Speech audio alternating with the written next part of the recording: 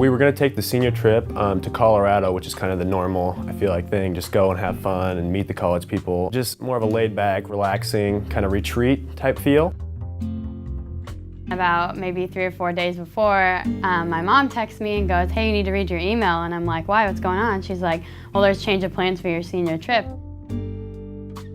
We got an email from Brad and Terry saying that we were going to go help out with the Oklahoma tornado relief effort. I knew that there was some massive devastation, particularly in a town called Moore with the elementary school, and kind of everybody heard about that one. But I was told that we were going to be in trailer parks and other things around that. Just started and took vans, and we took a few wrong turns, and this trip was not completely planned out like most mission trips are. There was a lot of need, but it was weird because right away it was kind of hard to find a place to actually do hands-on work.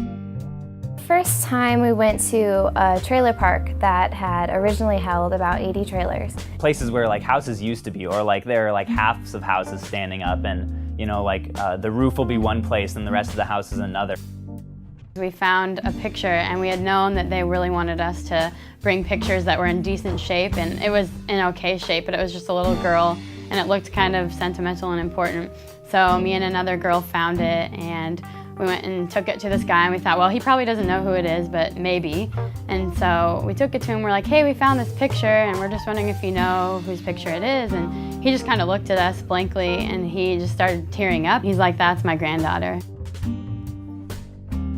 We split up into teams, and my team found this guy that his shed was just destroyed, but it hadn't been ripped out of the ground. He had clothes that I could tell he'd worn for days.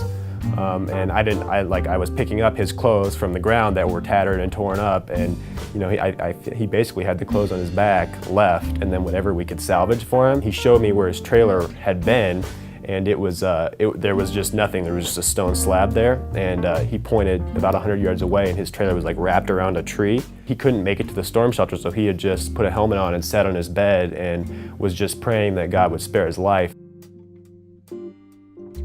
Despite my troubles, despite all of the things that can go wrong in my life, that God is always there for me. And I mean, just seeing these people who are saying, God was there, and they lost everything, and they have nothing. God, makes beauty out of ashes.